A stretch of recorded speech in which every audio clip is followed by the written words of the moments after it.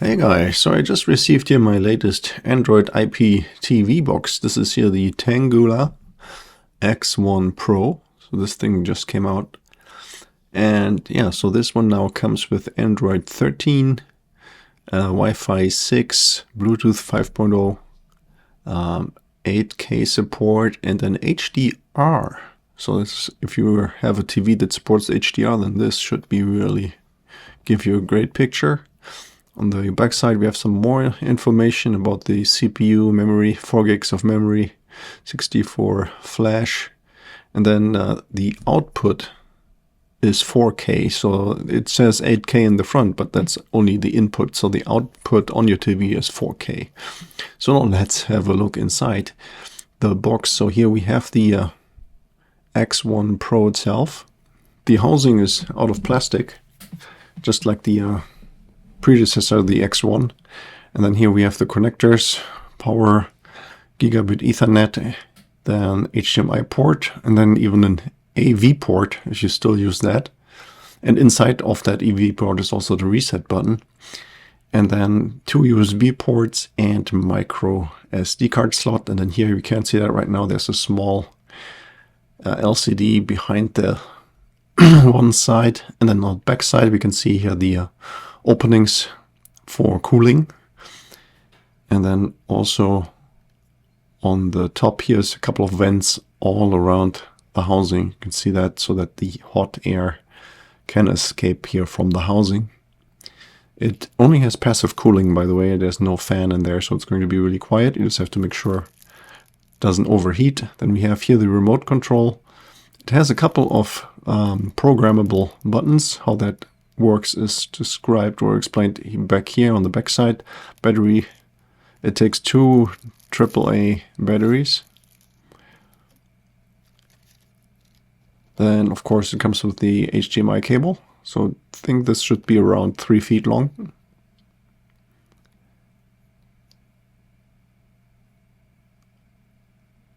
And then we have also the power supply, of course.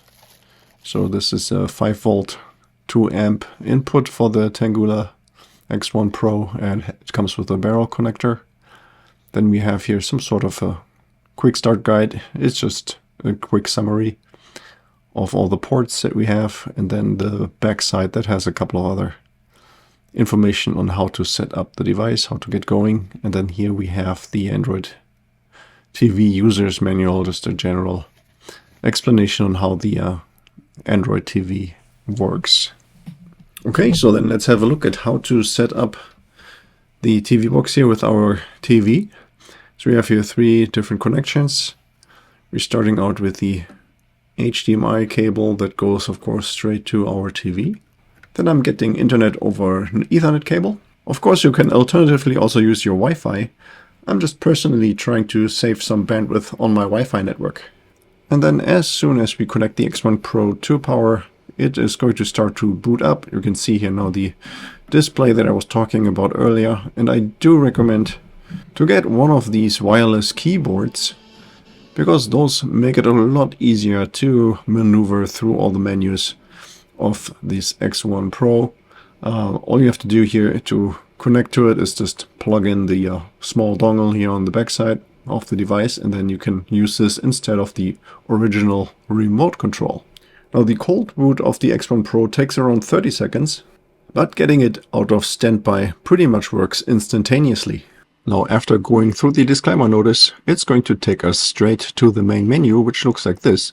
And of course everything here is customizable, so we can move all of our favorite apps straight onto the main screen. If you want to use the X1 Pro over Wi-Fi, then this is really easy to set up. It basically works like an Android phone. You just connect this to your Wi-Fi router. And then, of course, we do have the Google Play Store. And here we can sign in. You can just use it just like your normal Android phone. You find all kinds of different apps. And then we also have the TA Store. This is the Tanggula Store. It's their own store, and here we find the Tars TV app and the Tang TV app. So these make this box so special.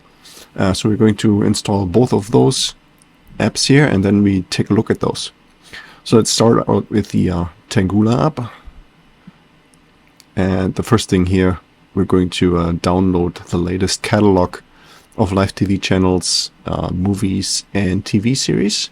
So this takes a couple of seconds, and once that is done, then let's have a look first at the live TV option. So we have here on the left side a list of categories, so TV station categories. So the first category is the all category, so all of the channels that Tanggula offers are in here. So you see it's over 11,000 different TV stations.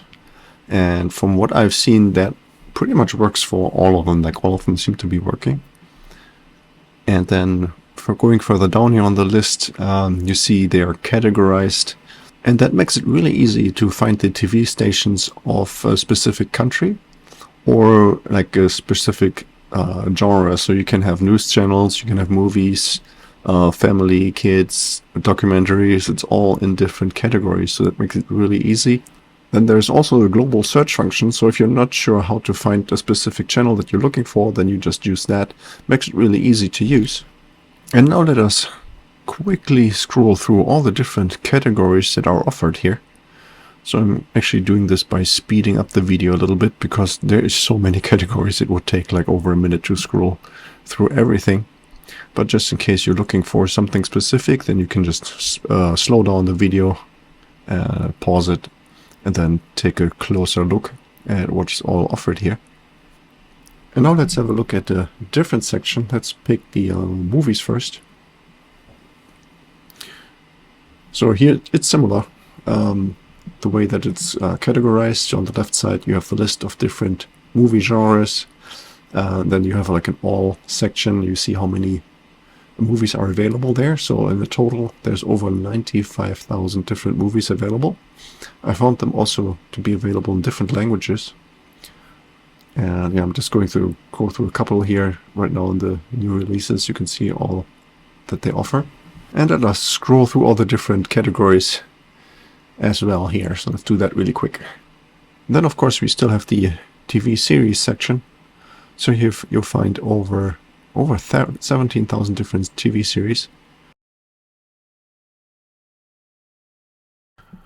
And then we find here an alternative app, that's the TARS TV. So this one is similar to the Tang TV, but it seems to use different sources for the live TV movies and series. So there's not quite as many TV stations, movies, and series available as in the Tang TV. And then other than that, there's a lot of other apps already pre-installed here. And of course, as I said before, you have the Google Play Store, so there is a lot that you can install after the fact. Yeah, okay, so that was already it for this video. Hope you found the information helpful. And if you have any more questions or comments, then please leave a message below.